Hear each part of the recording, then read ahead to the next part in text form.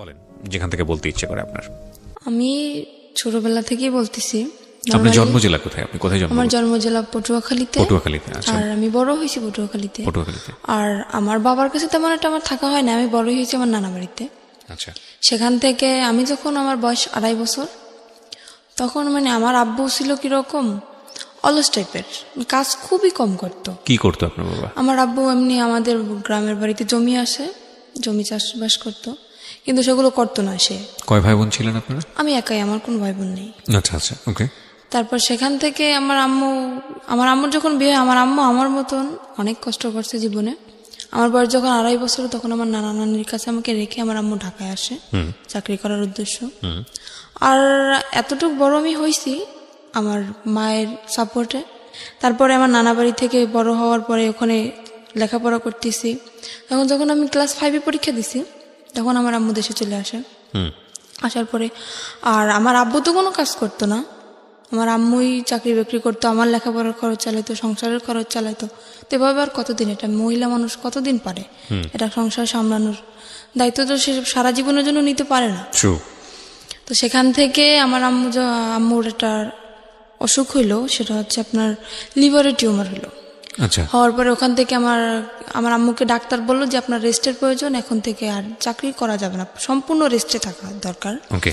তখন আমার আম্মু চাকরিটা ক্লোজ করে দিয়ে দেশের বাড়ি চলে গেল। যাওয়ার পরে সেখানে আমার আম্মুর প্রচুর মারতো, আর কাজ তো করতো না, আর আম্মুরে খুব মারতো। এগুলো আপনার নিজের চোখে দেখা?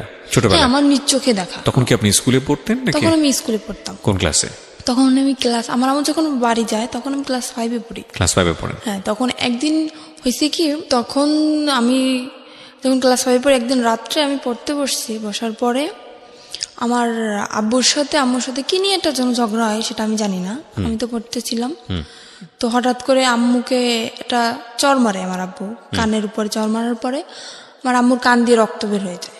তখন বৃষ্টি পড়তেছিল, তো আমার আম্মুর কান্না দেখে আমি খুব কান্নাকাটি করতেছিলাম। তখন আমার পাশের বাড়ি থেকে এক আন্টি এসে বলে আমার আব্বুকে যে তুমি কাজ কোনো কিছু করো না, তারপরেও আবার বউ বাচ্চাদের ঘরে বসে মারো, তোমাকে এখন পুলিশে দিয়ে দেবো।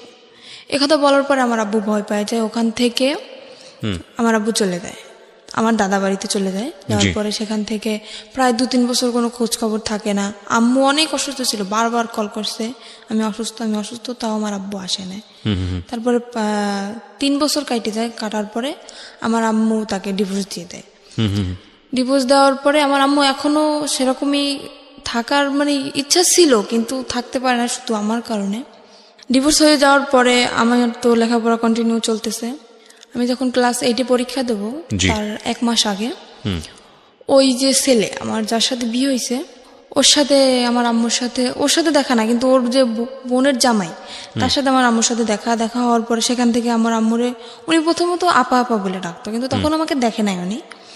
না দেখার পরে যখন আমাকে উনি দেখলো, তখন আমার আম্মুকে প্রস্তাব দিল যে এরকম আমার একটা শালা আছে, তা আমি তার জন্য আপনার মেয়েটাকে নিতে চাই। তা আমার আম্মু বলতেছে কি, আমার একটা মেয়ে, অত দূরে আমি বিয়ে দেবো না। তো আমি বলতেছে যে ছেলেটা যদি সংসারে থাকে তাহলে আমি হয়তো ভাইবে দেখতে পারি। তখন বললো ঠিক আছে, ছেলেটা সংসারেই থাকবে। ওকে। তখন আমার আম্মু তাও রাজি না। তারপর আমার আম্মু আমাকে জানাইলাম, বললাম কি দেখো আম্মু, আমার এখনো বয়স একদম কম, আর তুমি এরকম চিন্তা ভাবনা কেন নিতেছো? এখন তো বিয়ে করা সম্ভব না আম্মু, আমি এসএসসি পরীক্ষাটা দেই, তারপরে তোমরা কিছু একটা করো, এত তাড়াতাড়ি কেন এসব বলতেছো? তখন আমার আম্মু মোটামুটি রাজি ছিল না। তারপরে হঠাৎ করে আমার আম্মুর কি হয়ে গেল আমি নিজেও জানি না। তারপরে আমার আব্বুর সাথে কথা হয়। তারপরে আমার ছোটবেলা থেকে ইচ্ছা, আমি তো মাদ্রাসা লাইনে পড়ছি, হাফিজি পড়ার ইচ্ছা ছিল আমার, আর আমার আম্মুরও ছিল। আর আম্মু চেয়েছিল যে আমার যদি একটা ছেলে হইতো আমি হাফিজি পড়াবো, কিন্তু যেহেতু মেয়ে সেটা তো আর সম্ভব না। তারপরেও আমি 8-এ পরীক্ষার পরে আমার আব্বুর সাথে কথা বলেছি, আব্বু আমি হাফিজি মাদ্রাসায় ভর্তি হবো, ক্ষেত্রে তুমি যদি একটু হেল্প করো ভালো হয়, আম্মু তো একা পারতেছে না। তারপরে বলতেছি কি, আমার মেয়েকে যদি আমার পড়ানোর দরকার হয়, আমার মেয়ে আমার কাছে আসবে, আমি দূরে বসে আমার মেয়ের পড়ার খরচ আমি দেবো না। এটা আপনার বাবা বলেছে? হ্যাঁ, এটা আমার বাবা বলে। তারপর আমি আম্মুকে বললাম, দেখো আম্মু, তোমার কষ্ট হবে আমি জানি, তারপরও তোমার সন্তানের সুখের জন্য তোমার এটা মাইনে নেওয়া লাগবে। আমি তোমার কাছে থাকতে পারবো না, আমি আব্বুর কাছে চলে যাবো। একদম যে ছেড়ে যাবো তা না, লেখাপড়ার উদ্দেশ্যে আমি আব্বুর কাছে যাবো। তখন বাবা কি তখন বিয়ে শাদী করেছে? না, আমার আব্বু এখনো বিয়ে শাদী করে নাই। আচ্ছা, তখন বিয়ে শাদী করেন। আচ্ছা, ওকে।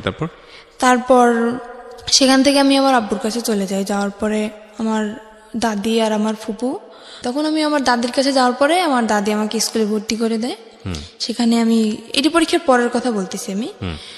তো আমার রেজাল্ট বের হয়েছে, তারপরে উনি একদিন হঠাৎ করে আমার আম্মুর নাম্বার কল করছে, যে আমার ননদের জামাই, উনি কল করছে। তারপরে শুনছে যে আমার রেজাল্ট বের হয়েছে।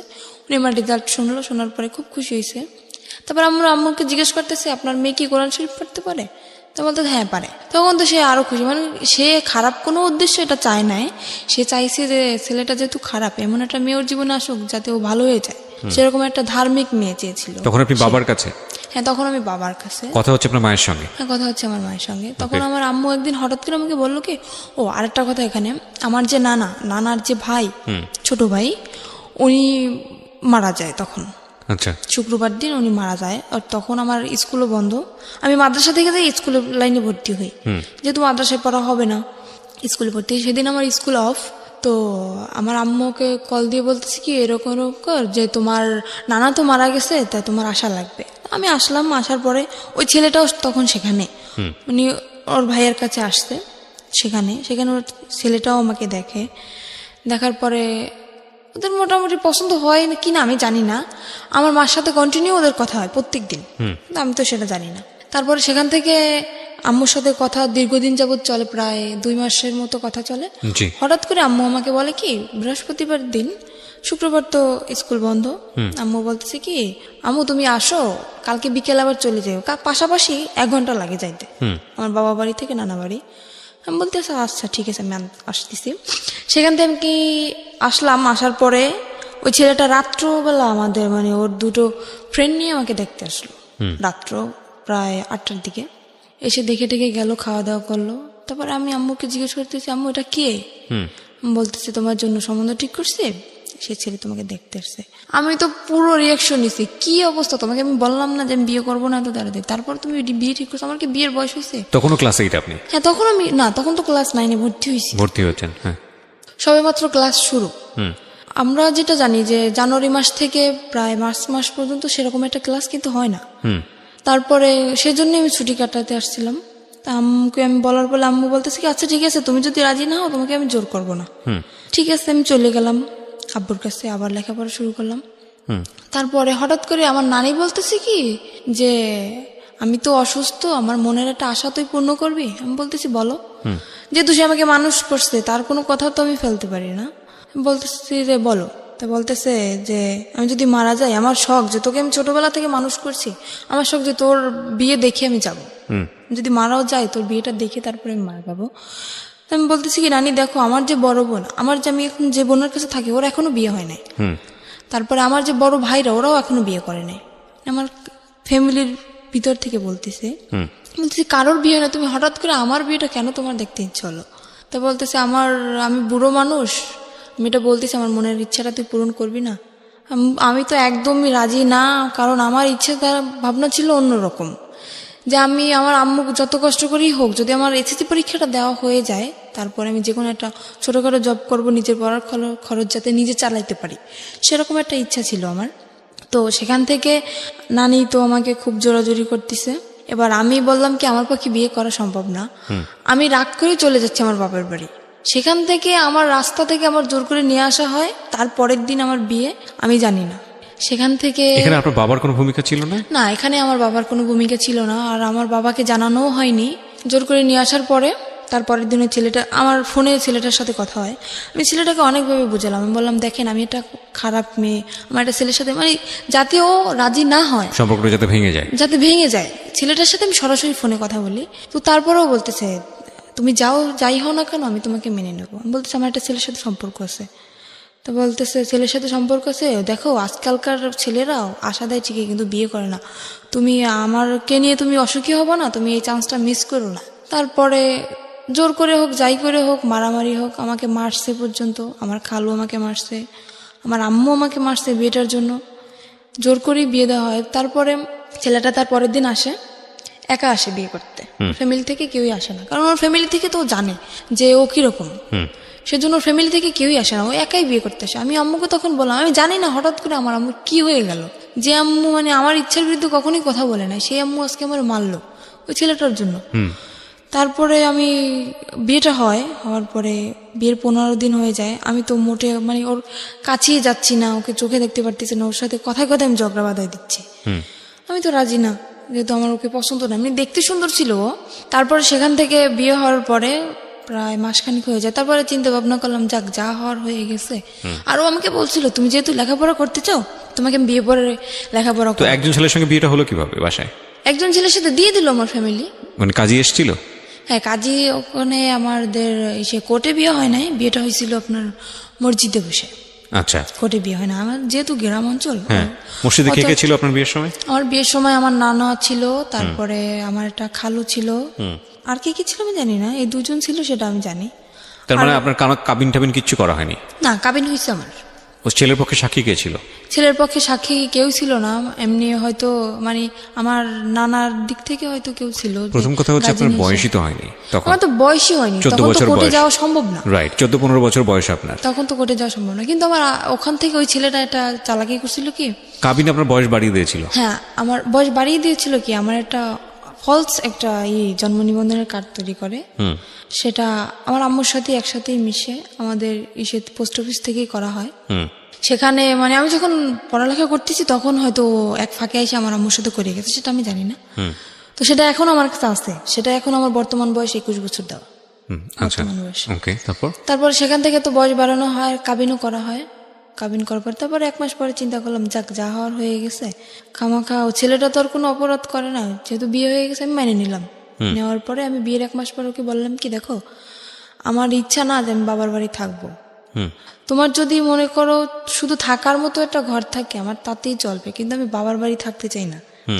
তুমি আমাকে তোমার নিজের বাড়ি নিয়ে চলো।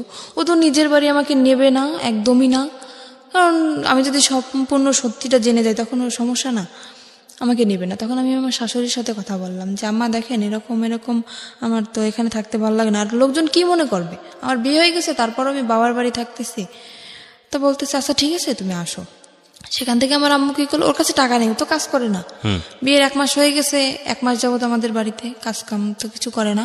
আমার আম্মু করতেও বলে না, যেহেতু নতুন জামাই তাকে তো আর কাজ করতে বলা যায় না। আমার আম্মু কি করলো, আমার নানার কাছ থেকে 20,000 টাকা নিয়ে আসলো। আসার পরে আমাকে দিল, দেওয়ার পরে বললো আচ্ছা ঠিক আছে তোরা এটা নিয়ে যা। যেহেতু কিছু দিতে পারি নাই, বিয়ের 1 মাস পরে চলে গেলাম শ্বশুর বাড়ি। যাওয়ার পরে কিসি বাড়ি আমি যাওয়ার পরে আমি তখনই আমার মনে একটু সন্দেহ হয়েছে, আমাকে একদমই বাইরে বেরোতে দিত না। শ্বশুর বাড়িতে গিয়ে আপনি কি পেলেন, মানে শ্বশুর শাশুড়ি কাউকে পেলেন? না, আমার শ্বশুর নেই, আমার শ্বশুর মারা গেছে আজকে 26 বছর। আচ্ছা, তো শাশুড়িকে পেলেন তো নিশ্চয়ই? হ্যাঁ, শাশুড়ি আছে আর আমার একটা ননদ আছে। তারপর ননদটা বিয়ে দেওয়া, তো আমার শাশুড়ি একাই থাকে বাড়িতে।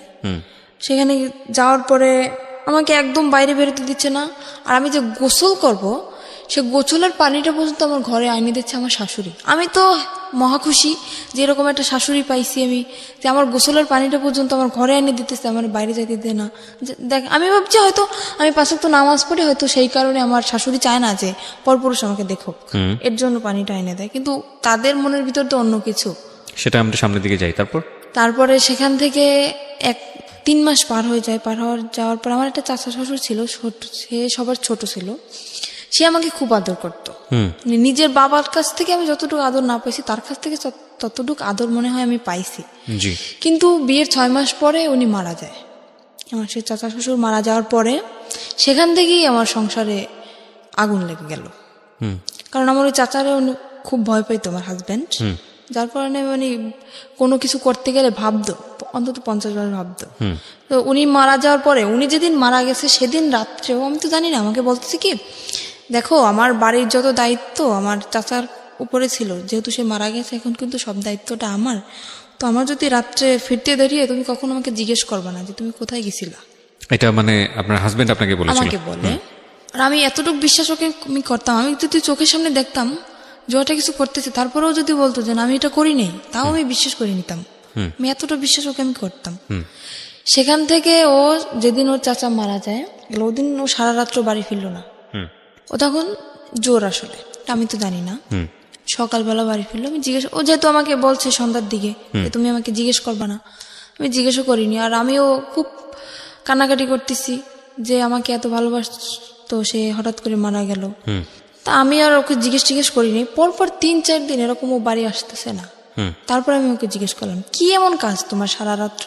আমার চাচা শ্বশুর তো এরকম সারা রাত্র বাড়ি পাহারা দিত না, তুমি তো রাত্র পর্যন্ত কি করো? আমাকে বললো, মেয়ে মানুষের মতো থাকো, তোমার এত শক্তি দরকার আছে? বললাম আচ্ছা ঠিক আছে। সে কাজ করতেছে না, কিছু না, সারা রাত্র ওরকম জুয়ো খেলে দিনের বেলা এসে ঘুমাইতেছে। এভাবে কি সংসার চলে? আমি বললাম কি, দেখো এখন হয়তো আমি একা আছি, ভবিষ্যতে আমাদের একটা বেবি আসবে, তখন তার তো ভবিষ্যৎ আছে। তোমার জীবন নিয়ে তুমি না ভাবতে পারো, কিন্তু আমার তো লাইফে অনেক কিছু করার বাকি। তুমি আগে বলছো যে লেখাপড়া করাবা, সেটাও করালে না। তারপরে এখন যতক্ষণ আমাদের একটা বাচ্চা কাচ্চা হবে, তাকেও কি আমি এরকম মূর্খ বানাবো? তাকে কি লেখাপড়া করা লাগবে না? তাকে মানুষ করা লাগবে না? বলতেছে অবশ্যই। সে সেদিন কি করলো, 4টা টাচফোন নিয়ে আসছে। আর ও যদি খেলাধুলো করতো, মানে খুব এক্সপার্ট ছিল খেলাধুলায়, 4টা টাচফোন নিতে আমি জিজ্ঞেস করলাম, কি ব্যাপার, তুমি 4টা টাচফোন কোথায় বইছো? তো বলতেছে যে আমার একটা বন্ধু টাকা নেই, আমার কাছে বন্ধক রাখছে। আমি বলছি, তোমার নিজের কাছে টাকা নেই, তুমি আর একজনের তো বন্ধক রাখছো? আমি বুঝতে পারতেছি না। ও হঠাৎ করে অনেক বাজার নিয়ে আসলো বাসায়। আমি তো অবাক হয়ে গেছি, কি ব্যাপার, কোথায় পেলো এত টাকা? সেখান থেকে আমার মনে একটু সন্দেহ আসলো। তারপরে ওর একটা বন্ধু আছে, ওর কাছে ও ঘুমাই গেছে, ওর ফোন দিয়ে আমি ওর কাছে কল করলাম যে আচ্ছা ও এত রাত্র পর্যন্ত কি করে, আপনি তো সবসময় ওর সাথে থাকেন, এটা সত্যি কথা বলেন তো আমাকে। তো বললো কি, ভাবি আমি আপনাকে একটা কথা বলি, যে জীবনে স্বামীকে এত বিশ্বাস করবেন না। বলতেছি কেন? তা বলতেছে, ও সারা রাত্র কি করে আপনি জানেন? আমি বলতেছি না, আমি তো জানি কে না। বলছে আপনাকে এটা? ওটা ওর বন্ধু বলতেছে আমাকে। আচ্ছা, ওর বন্ধুকে আপনি আগে থেকেই চিনতেন? হ্যাঁ, ওর বন্ধু অনেকবার আসছেও আমাদের বাড়িতে। ওকে, ওর বন্ধুই আপনাকে কথাগুলো বলছে? হ্যাঁ, বন্ধু আমাকে কথাগুলো বলতেছে যে ভাবি আমি যে কথাগুলো আপনাকে বলতেছি এটা ওকে বলবেন না, তাহলে কিন্তু ও আমার সাথে ঝগড়া লাগাই দেবে। বললাম যে ঠিক আছে আমি বলবো না, আপনি বলেন। তা বলতেছে ও এরকম সারা রাত্র জুয়ো খেলে বেড়ায় আর মারামারি করে এর সাথে ওর সাথে। আমি তো আপনাকে বলি না, কারণ আপনি যেহেতু নতুন নতুন বিয়ে হয়েছে আপনাদের, বললে হয়তো সংসারে সমস্যা হইতে পারে, এর জন্য আমি বলি না। তারপরে একদিন রাত্র এরকম সারা রাত্র আমি কি অসুস্থ, আমার প্রচন্ড মাথা ব্যথা আর জ্বর। আমি ওকে বললাম কি আমাকে কিছু ওষুধ এনে দিয়ে যাও, আমার খুব ক্লান্ত লাগতেছে শরীরটা। ও যে গেল আর আসলো না। তো সেখান থেকে সারা রাত্র অসুস্থ। আর ও কি করতো, যখন বাইরে বের হইতো, বাইরে থেকে রুম তালা মেরে রেখে যেত। আমি যখন প্রথম দিন জানার পরে আমি যখন ওর সাথে ঝগড়া লাগানোর পরে ও আমাকে আমার যে গায়ের ওড়না ছিল ওটা খুলে আমার হাত বাঁধে, আমার পাও বাঁধে, বাঁধার পরে আমার মুখটাও বাঁধে, বেঁধে বাইরে থেকে ঘরের দরজাটা বন্ধ করে দিয়ে যায়। তো পরপর 2-3 দিন আমার একটা দেবর আছে, ও আমাকে এসে অনেক ছোট, আমাকে 2-3 দিন ডাকছে, কিন্তু দরজা তো বন্ধ আর আমার মুখও তো বন্ধ। আমি কিভাবে ডাক দেবো ওদের? আর আমি কাউকে বলিও নাই, এই কথাটা আমি কাউকে বলিও নাই, বললে তো মানে ওর মার শুরু হয়ে যাবে, এর জন্য আমি বলি নাই। তারপরে 2-3 দিন ওরকম ডাকছে। একদিন আপনাকে বেঁধে যেত, আসতো কখন? আসতো সকালে। তো আপনি এই সময়টা কি করতেন? ওরকম অবস্থা আমি ঘুমিয়ে যেতাম, আমি কান্না করতে করতে ওরকম অবস্থা আমি ঘুম পড়ে যেতাম। আর সকালবেলা এসেও খুলে দিত। সকালবেলা আসে যখন খুলতো তখন আপনি কিছু বলতেন না? কি বলবো, বললে তোমার তো হয়তো কিছু বলতাম না। ওরা মাকেও বলতেন না? কাউকে না। আর আমার এমনও কোনো দিন গেছে যে দীর্ঘ 1 সপ্তাহ আমি না খাই থাকছি, তাও আমি আম্মুকে কখনো বলিনি। আচ্ছা, আমরা একটু ধারাবাহিকভাবে সামনে দিকে যাই। তারপরে কি হলো? তারপরে সেখান থেকে হাত পা ভাবে বেঁধে রেখে যেত। একবার আমার দেবর জিজ্ঞেস করতেছে যে ভাবি তোমাকে রাত্রে যখন আমি ডাকি, মানে ওরা প্রায় যদি কিছু রান্না করতো আমাকে দিয়ে যেত, তোমাকে ডাকি তুমি সাড়া দাও না কেন? আমি বলি কি আমি ঘুমিয়ে গেছি। তারপর ও একদিন টের পাইছে আমি কান্নাকাটি করতেছি, আর সেদিন আমাকে ও করে না, ওরভাবে বেঁধে রেখে যায় না, এমনি মারছিল। মারার পরে বাড়ি থেকে তালা মারা ঠিকই ছিল। তারপরে আমার দেবরের কাছে একটা চাবি ছিল, ওর এই চাবিটা আবার আমাদের তালা খুলতো। তালাটা খোলার পরে ও আমাকে নিয়ে ওর আব্বুর কাছে যায়। তখন ওর আব্বু মারা যায় নাই, ওর আব্বুর কাছে যায়। যাওয়ার পরে করছে, বলল কি যে কি ব্যাপার, আজকে শুনলাম ঘরে অনেক ডাকাডাকি কান্নাকাটি, কি হয়েছে তোমার? আমি বললাম কি এরকম আপনার ছেলে এরকম করতেছে। বলার পরে সে আমাকে বলল কি, মানে আমি কিন্তু আর একটা চাচার কথা বলতেছি এখানে, আমার যে বড় চাচা ওনার কথা বলতেছে। সে বলতেছে, তার কাছে বলার পরে সে বলতেছে যে এরকম করতেছে, তা তুমি আমাকে জানাওনি কেন? বলতেছে এমনিতেই জানাইনি, চাই না, আমি নিজেই শাসন করতে চাই ওকে, দেখি কি হয়, তারপরে যদি না শুনে তখন আপনাদেরকে আমি জানাবো। সেরকম চিন্তা নিয়েছিলাম আমি। তারপরের দিন আমার চাচা, ওর যে চাচা, আমি ওকে চাচা বলে ডাকতাম, ওকে ডেকে নিয়ে জিজ্ঞেস করে কিরে তুই এরকম করতেছিস কেন? ওখান থেকে ওকে পেয়ে গেছে। কেন আমি বললাম, আমি তো নিজের ইচ্ছায় বলি নাই, সে আমাকে ডেকে নিয়ে গেছে, তারপরে আমি বলছি। না, ওর চাচা তো মারা গিয়েছে, আপনি একটু আগে যেটা বললেন। না, ওর বড় চাচার কথা বলতেছি আমি, ওটা তো ওর ছোট চাচা ছিল। ওকে। সেখানে ওকে কেন আমি বললাম, আমার সেই চাচা শ্বশুরকে কেন আমি বললাম, ও সেখান থেকে তারপর আমার চাচা শ্বশুর বলল যে এখন ওকে ঘরে নিয়ে যাবে, ওর গায়ে যদি নেক্সট টাইম কখনো একটা ফুলের টোকাও পড়ে তাহলে তোকে বাড়ি থেকে বের করে দেবো। আমার চাচা শ্বশুর এটা বললো। সে ডাইরেক্ট তার সামনে বলে আসতেছে ওকে আমি এখন মারবো, যদি কিছু করতে পারেন করেন। আমাকে এই বলে হাত ধরে টেনে রুমের ভিতরে নিয়ে যেয়ে আমাকে আবারও মারে। কেন আমি বললাম। তারপরে সেখান থেকে আমার চাচা শ্বশুর বলল বাড়ি বসে এরকম করবা, পরের মেয়ে যদি কিছু একটা হয়ে যায় তখন আমরা মামলা খাবো, এটা হবে না, বাড়ি থেকে বের হয়ে যাও, দুজনেই বের হয়ে যাও। ঠিক আছে, বের হয়ে চলে আসলাম। আর আমারও ইচ্ছা ছিল মানে বাড়ি থেকে আমি বেরোয় চলে আসবো, যেহেতু যদি বন্ধু বান্ধবের সাথে থাকে তাহলে আরো বেশি খারাপ হয়ে যাবে, এখানে থাকলে আমি ওকে ভালো বানাতে পারবো না। আমি চলে আসি আমার বাবার বাড়ি, চলে আসি। আসার পরে আমার আম্মু সব ওই নিজের মুখেই বলছে সবকিছু, যে এরকম এরকম হয়েছে। বাড়ি থেকে বের হয়ে কোথায় আসেন? আমার বাবার বাড়ি আসছে। বাবার বাড়িতে? হ্যাঁ। সেখান থেকে যখন আমার আম্মু সবকিছু জানতে পারে এরকম এরকম, তখন আমার আম্মু বলতেছে এরকম একটা কাজ করলাম, আমার একটা মাত্র মেয়ে, আমি কি করলাম এটা। তখন আমার আম্মু বললো যে মানে আমাকে ওখান থেকে ডিভোর্স করাবে। আমি বললাম আম্মু দেখো, বিয়েটা কিন্তু তোমাদের ইচ্ছে হয়েছিল, আমার ইচ্ছে হয় নাই, কিন্তু আমি এটা পারবো না যে তোমাদের ইচ্ছা মতন সবকিছু করবো, এটা হবে না। তোমাদের ইচ্ছা মতো বিয়ে করছি, আবার তোমাদের ইচ্ছা মতো ডিভোর্স করবো, এরপরে আমার আবার বিয়ে হবে, সে তো এর থেকেও খারাপ হইতে পারে। তখন আমি কি করবো আম্মু? তখন আপনার লেখাপড়া কি বন্ধ? হ্যাঁ, লেখাপড়া বন্ধ। ওকে।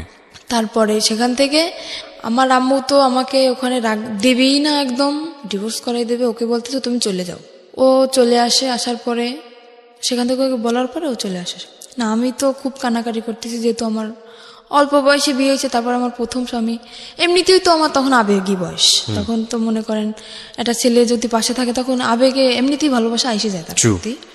তো আমি মানে খুব লাভ করতাম ওকে আমি। তারপরে আমি খুব কান্নাকাটি করতেছি, খাচ্ছি না, কিছু না। আমার আম্মু বলতে দেখ এরকম যদি করিস তাহলে তো তোর নিজের শরীর তো থাকবে না, তুই তো মারা যাবি, এরকম কেন করতেছিস। আমি বলতেছি আম্মু তুমি যদি সত্যি আমাকে চাও বাঁচাইতে তাহলে আমাকে ওর কাছে দিয়ে আসো। বলতেছে এটা আমি কখনোই পারবো না, আমি একবার তোমার জীবন নষ্ট করছি, কিন্তু দ্বিতীয়বার আবার আমি তোমার জীবনটা নষ্ট করতে পারবো না। সেখান থেকে আমি কি করলাম, আমার আম্মুর ইসের জন্য, ডাক্তার দেখানোর জন্য আমার আম্মু কিছু টাকা নিয়ে আসে আমার নানার কাছ থেকে। আমি সেই টাকাটা মানে নর্মালি যেটা বলি চুরি বলতে পারি, চুরি করে আমি আমার কাছে নিয়ে আসি। আসার পরে রাত্র 8টার সময় আমি বাসার থেকে বের হয়ে যাই, বের হয়ে আমি পালাই ওর কাছে চলে আসি। ও কোথায় ছিল তখন? ও তখন ঢাকায় ছিল। ঢাকায় ও কি করছিল? ও ঢাকায় কিছু করতেছিল না, ঢাকায় ওটা মামা আছে। মানে ও চাচ্ছিল আপনি পালিয়ে চলে আসেন ওখান থেকে? হ্যাঁ, ও চাচ্ছিল সেটাই। আর ওর সাথে আমার কথা হইতো, রেগুলারলি কথা হইতো। যখন সবাই ঘুমিয়ে যেত তখন আমি রাত্রেবেলা ওকে ফোন করতাম, ওর সাথে আমার কথা হইতো। তো ওর সাথে আপনার বয়সের ডিফারেন্স কত ছিল? ওর সাথে আমার সাথে তখন ওর বিয়ে হয়েছিল, তখন ওর বয়স ছিল 21 বছর। ও তো পিচ্ছি, ও তো কিছু বোঝে না। আর ওর যখন প্রথম ম্যারেজ হয় তখন ওর বয়স ছিল আপনার 17 বছর। মানে ও এর আগেও বিয়ে করেছে? হ্যাঁ, আর আমি বললাম না, এর আগেও বিয়ে করছিল। এগুলো আপনি আরো পরে যে জানতে পেরেছেন? পরে যে না, ওটা আমি বিয়ের ওই যে 6 মাস পরেই আমি জানতে পারছি। এটা আপনার ফ্যামিলি জানে যখন আপনাকে আলাদা করে রেখেছে? না, তখনও জানেন আপনার? তখন আমি বলি না, আমি বললে তো জানতো। ও আচ্ছা, বলেন নাই, আপনি লুকিয়ে গেছেন? আমি লুকিয়ে গেছি। দ্য থিং ইজ দ্যাট ওর মনের মধ্যে একটা ইমোশন জেগেছে, যেটা ও একটু আগে বলছিল যে আমার জীবনের প্রথম কারোর প্রতি ভালো লাগা। তো সামহাও ও চেয়েছে নিজের জায়গাটা থেকে যে এই ভালো লাগা, যেহেতু ওকে ভালোবেসে ফেলেছি, সুতরাং ওকে যে কোনোভাবেই হোক নিজের জায়গাটায় আপন করে রাখা, সেভ করা অন্য জায়গাটা থেকে। ও কখনোই, ওর মনের ভিতরে কখনোই আমার জন্য ভালোবাসা ছিল না, শুধু সেটা তো ওর আচরণ থেকে বুঝতে পারছি। আমরা ভবিষ্যতে কি হয়েছে সেটা ধারাবাহিকভাবে সামনে তখন দেখে যাই। ও আমার সাথে এরকম চলছে যে আমি বুঝছি যে এরকম একটা ছেলে আমার লাইফে আমি পাবো না, যে এতটা ভালোবাসে আমাকে। আচ্ছা, আমি শুধুমাত্র ওর এইসব যে অপকর্ম এইসব দিকটা আমি কখনোই ভাবি নাই। আমি ভাবছি শুধু ওর ভালোবাসাটা, আর কিছুই না। আমি ঢাকা চলে আসলাম। আসার পরে ওর একটা মামা আছে ওখানে, উনি একটা চাকরি ঠিক করে আমার জন্য আর ওর জন্য। কিন্তু আমার বয়স অল্প, সেখানে আমাকে চাকরিতে অ্যাকসেপ্ট করে না। ও একটা চাকরি করার পরে আমিও কিছুদিন পরে একটা চাকরি নিই। তারপর ও 1 মাস চাকরি করার পরে ও চাকরি করা বন্ধ করে দিল বাসায়। তারপর আমি তো চাকরি নিলাম। ও যে 1 মাসের বেতনটা পাইছে, পাওয়ার পরে সে টাকাটা নিয়ে ও বাড়ি চলে গেছে, আমাকে ওখানে একা রেখে। কোথায় ছিলেন আপনি তখন? ঢাকাতে? আমি তখন ঢাকা নারায়ণগঞ্জে ছিলাম। নারায়ণগঞ্জে ছিলেন? নারায়ণগঞ্জে আপনাকে নিয়ে বাসা ভাড়া নিয়েছিল সে? হ্যাঁ, বাসা ভাড়া নিয়েছিল। আর আমি যেহেতু জীবন গল্প বলতেছি, সবকিছুই বলি। তখন আমি একটা গার্মেন্টসে চাকরি করি। জি। সেখানে গার্মেন্টসে আমি প্রথম মাসের বেতন তখনও পাইনি, আমার চাকরির বয়স কেবল 15 দিন। সেখান থেকে ও তো 1 মাস হয়ে গেছে চাকরির বয়স, আর বাসা ভাড়াও তো দেওয়া হয় নাই, আর টুকিটাকি কিছু ধারও হয়েছে, প্রায় 10,000 টাকার মতো ধার। ও বেতনটা পায়ে বাড়ি চলে গেছে না বলে, ফোনটাও অফ, আর আমার ফোনটাও নিয়ে গেছে। এবার আমি কি করব, সেখানে বেতন পাই নাই, ও বেতন পেয়ে চলে গেছে, বাসা ভাড়া 1 মাসের, টুকিটাকি দেনা, ইচ্ছা ছিল দুইজনই বেতন পাবো, বেতন পেয়ে সব দেনা ধারগুলো শোধ করে দেবো। এখন আমার তো আমি কি করব ভাবতে পারতেছি না। তখন আমি আম্মুর কাছে কল করলাম যে আম্মু, তোমার জামাই অনেক অসুস্থ, টাকা নেই, তুমি কিছু টাকা পাঠাও। আম্মুর কাছ থেকে 10,000 টাকা নিলাম, আর না মানে আম্মু নিজেই আসলো ঢাকায়, আসে দেখতেছে যে নেই। তখন আম্মু বললো কি যে তুই এত মিথ্যা কথা কেন বলতেছিস আমার সাথে? আমি কোনোদিন মিথ্যা কথা বলি নাই, সেই মানুষ আমি ওর জন্য অনেক মিথ্যা বলছি আমার ফ্যামিলিতে, অনেক। আম্মু এসে দেখার পরে বলতেছে কি, তুই এরকম একটা মিথ্যা কথা আমার সাথে বলতে পারলি, যে ও করলো এটা আর তুই বললি আরেকটা। তখন আমার আম্মু ওখান থেকে সবার ধার শোধ করে আমাকে ওখান থেকে নিয়ে আসে। নিয়ে আসার পরে বাড়ি আমাকে আটকায় দেয়, একদম ফুল আটকায় দেয়। আমার পাশে মনে করেন বডিগার্ড হিসেবে প্রত্যেক সময় 3-4 জন লোক আসে, কেউ না কেউ আসে আমার পাশে, আমাকে বডিগার্ড হিসেবে পাহারা দিচ্ছে তারা। তখন আমি কিভাবে যাব, আমার তো কি কষ্ট হচ্ছে সেটা তো আমি বুঝতেছি, যে আমার বুকের ভিতরটা কিরকম ফিল হচ্ছে। তো সেখান থেকে আমাকে আটকানো তো হইলই, প্লাস আমাকে জোর করে ডিভোর্স করানো হবে। কাজী আমার বাসায় চলে আসছে। ওকে। আমি বললাম কি, আপনি কি মামলা খাইতে চান? আমি কাজীকে বললাম, আপনি কি মামলা খাইতে চান? বলতেছে কেন? বলছে আমি ডিভোর্স করবো না, আপনি জোর করে ডিভোর্স করেছেন, আমি কিন্তু আপনার নামে মামলা করে দেবো। তো কাজী ভয় পেয়ে গেছে, কাজী বলতেছে আমি ডিভোর্স করাতে পারবো না। কাজী চলে গেল। যাওয়ার পর সেখান থেকে আমি আবারও পালায় চলে গেলাম। আমি পালালাম কখন? তখন ফজরের আজান দিছে। ফজরের আজানের সময় আমি বাসা থেকে বের হয়ে গেছি। আমি নামাজ পড়ার দিয়ে আমি উজু করতে বের হয়েছি, সেখান থেকে আমি বের হয়ে গেছি। বের হয়ে আমার শহরে যাইতে আপনার প্রায় 1 ঘন্টা সময় লাগে, গ্রামের দিকে তো বাড়ি। সেখান থেকে আমি গাড়ি থেকে নেমে ওকে কল করলাম যে আমার কাছে টাকা নেই, তুমি টাকা পাঠাও, আমি আসবো। তো বলতেছে আমার পক্ষে টাকা পাঠানো সম্ভব না।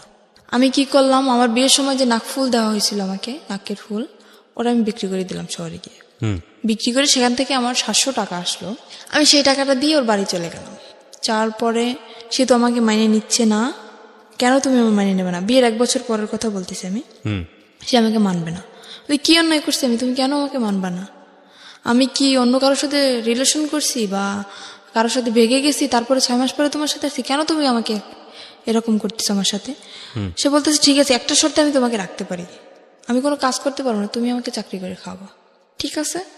তো সেখান থেকে আমি যশোরে চলে গেলাম। সেখানে আমার একটা ফুপু শাশুড়ি আছে। যশোরে কি ওকে সাথে নিয়ে গেলেন? হ্যাঁ, ও আমাকে নিয়ে গেছে আমার ফুপু শাশুড়ির কাছে। ওকে। আর ওনার মেয়ের নিজস্ব পার্লারের আছে, বিজনেস আছে। সেখানে আমাকে 3 মাস ট্রেনিং করানোর পরে আমি মোটামুটি কাজ সবকিছুই শিখি। শেখার পরে ওখানে আমার চাকরিও হয়ে যায়। তখন আমার বেতন ছিল 16,000 টাকা। আর আমি বেতনের যত টাকা পাইতাম, বেতন পাওয়ার সাথেও নেই, মানে ও আমার সাথে থাকতো না, কিন্তু যেদিন আমি বেতন পাইতাম ওদিন চলে আসতো, সব টাকা নিয়ে যেত। হাত খরচের টাকা রেখে সব টাকা নিয়ে যেত। নিয়ে ও বলতো কি যে আমাদের বাড়ি তো এমনি ও বলতেছে যে আমার 2তলা বিল্ডিং করার ইচ্ছা, তো এই টাকাটা নিয়ে আমি ব্যাংকে রাখতেছি। আসলে কোনো কিছুই করতো না, ও টাকাগুলো শুধু ফাও নষ্ট করতো। আর মেয়েদের সাথে মনে করেন আসার পরে ও ফোন অফ করে রাখ, ফোনের উপরে ফোন, ফোনের উপরে ফোন, আসতেই থাকতো মেয়েদের ফোন। তারপরে সেখান থেকে টাকা নিয়ে গেল। 2-3 মাস এরকম চাকরি করার পরে এরকম টাকা নিয়েই যাচ্ছে। আমি বলতেছি কি আমি বাড়ি যাব, তুমি কোথায় টাকা রাখতেছো আমি এটা দেখবো। সে আমাকে বাড়ি নিবে না। তখন একটা মেয়ের সাথে ওর রিলেশন চলতেছে। সেই মেয়েটাই মানে জানতো যে ওর বউ আছে, তারপরে আমার বাড়ি কোথায়, সবকিছুই জানতো। তারপরেও মেয়েটা ওর সাথে রিলেশন চলতেছে। আর সে মেয়েটারও আগে বিয়ে হয়েছিল, যেরকম ও ছিল সেরকম সে মেয়েটা ছিল, দুজনই একরকম। ওর সাথে রিলেশন ছিল, তারপরে রিলেশন চলতেছে সেটা আমি জানি না।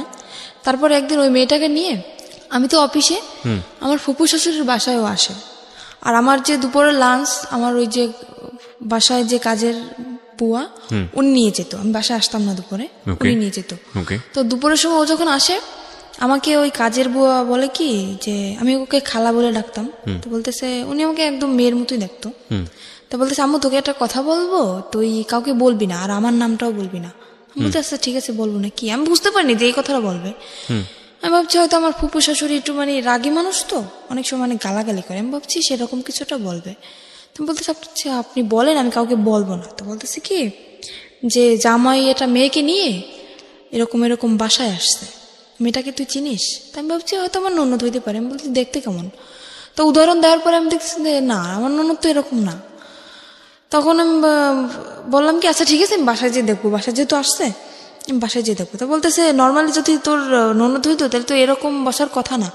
সে মেয়েটা ওর পাশে যে বসতেছে, ওর হাতে হাত রাখতেছে, হেসে হেসে কথা বলতেছে, একসাথে সেলফি তুলতেছে। আমি বলতেছি আচ্ছা আমি বাসায় যেয়ে দেখবো, তুমি বাসায় যাও। তারপরে আমি 5টার সময় ছুটি নিয়ে আমি ওখান থেকে যাই। তারপরে বাসায় যেয়ে ওদেরকে আমি পাই না, ওরা ওখান থেকে চলে যায়।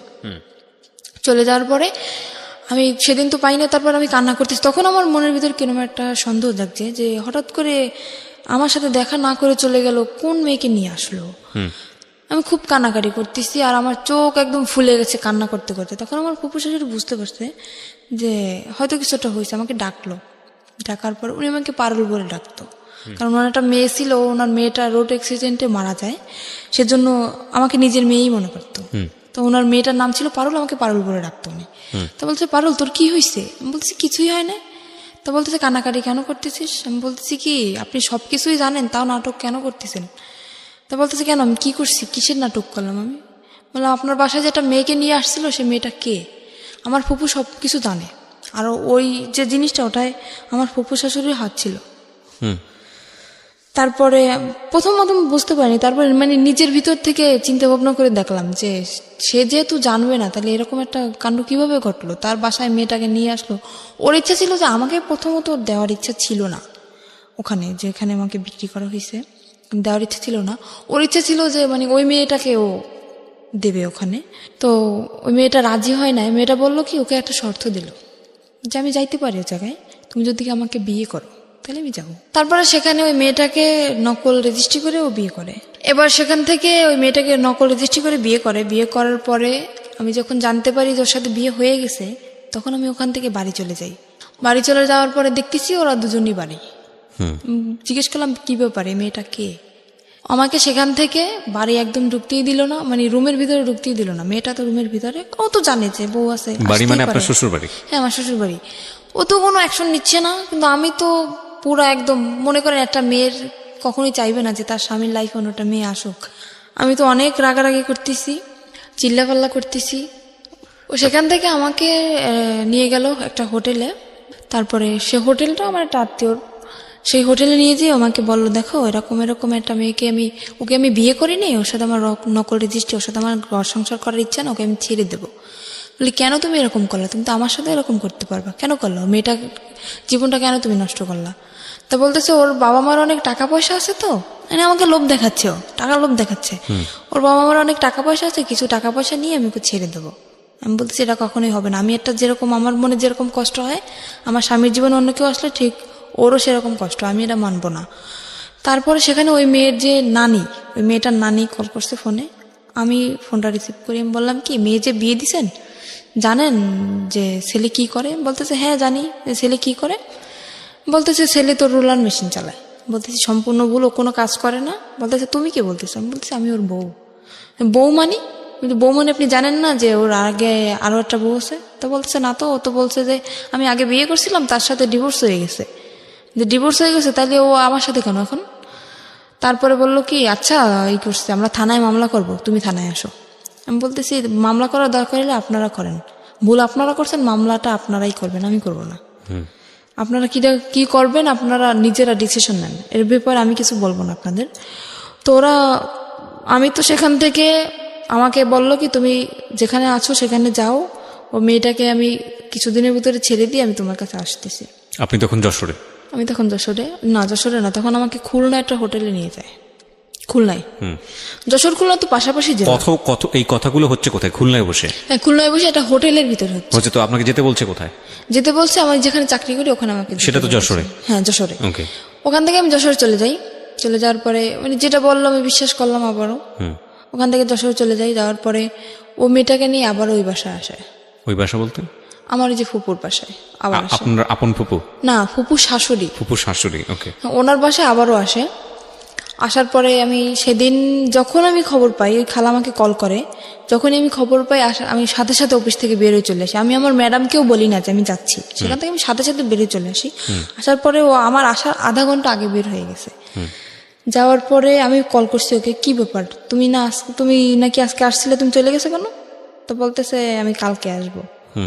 তো পরের দিন আসলো, আসার পরে রাত্রবেলা আমি ওর সাথে কথা বলতেছি না, কিছু না, ঝগড়া লাগাই দিতেছি। তো তখন ও রাগ করে চলে যাবে, থাকবে না। বলতেছে তোমার এই মেজাজ দেখার জন্য আমি আসি নাই। এখানে আমার তো রাগ করাটা স্বাভাবিক, যেখানে আমার স্বামীর সাথে আমার থাকার কথা, আমি চাকরি করতেছি এক জায়গায়, আমার স্বামী আর এক জায়গায় থাকতেছে, তার সাথে অন্য একটা মেয়ে, বুঝতেছি না, মানে আমার অ্যাকশন নেওয়ার কথা, সে জায়গায় উল্টো আমার সাথে রাগ দেখাইতেছে। আমি এখানে থাকবো না, আমি চলে যাবো। বলছি যাও, আমি রাগের মাথায় বলতেছি যাও। তো আমার ফুপু শাশুড়ি তাকে ধরে রাখার পরে রাত্রবেলা ওর সাথে আমার কথা চলতেছে যে কেন তুমি এরকম আমার সাথে করলা, এরকম মেয়েটাকে নিয়ে তুমি ঠিকই সংসার করছো, তুমি যেহেতু তাকে রাখবা না, তাহলে তাকে তুমি বাড়ি নিয়ে গেলা কেন? আমার বাড়ি জায়গা হচ্ছে না, আর তুমি তারে নিয়ে বাড়ি রাখতেছো, কিভাবে রাখতেছো? তো তখনও করলো কি, ওর মা ফোন দিল, ওই মেয়েটার মা ফোন দিল। ফোন দেওয়ার পরে আমি ফোনটা যে রিসিভ করতে গেছি, ফোনটা আমাকে দিচ্ছে না। আমি জোর করে হাত থেকে ওর ফোনটা নিয়ে গেছি, নেওয়ার পরে আমাকে মার শুরু করে দিতেছে। মারার পরে ও আমার মাথায় মারে একটা দিয়ে, আপনার ওই যে স্ট্রে থাকে না, সিগারেট খাওয়ার পরে যেটা ফালানো হয়, হ্যাঁ স্ট্রে, ওটা দিয়ে আমার মাথার মধ্যে মারার পরে আমি ওখানে অজ্ঞান হয়ে পড়ে যাই। তারপরে আমার মাথা দিয়ে প্রায় রক্ত বের হয়ে যায়, মানে অল্প কিছু ফেটে যায়, আমি ওখানে সেন্সার হয়ে যাই। প্রায় ঘন্টাখানিক পরে আমার সেন্স আসার পর দেখতেছি ওই মেয়েটার সাথে ও কথা বলতেছে ফোনে।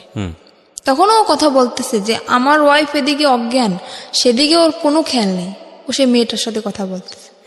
আমি তখন ওকে দরজা খুলে দিলাম, দারোয়ানকে ডাকলাম, ডাকার পরে আমি বললাম তুমি এখন বের হয়ে যাও। তখন রাত্র 3টা। সেখান থেকে বের হয়ে গেল। যাওয়ার পরে 4-5 দিন পরে আবার আসলো। আসার পরে আমাকে বলতেছে কি যে, আমাকে শারমিন বলে ডাকে, শারমিন আমি যা করছি আসলে আমার আসলে অন্যায় হয়েছে। তো ও ওখান থেকে, মানে ওই মেয়েটা যাবে না, আমাকে বললো কি তোমাকে নিয়ে আমি এক জায়গায় বেড়াতে যাব।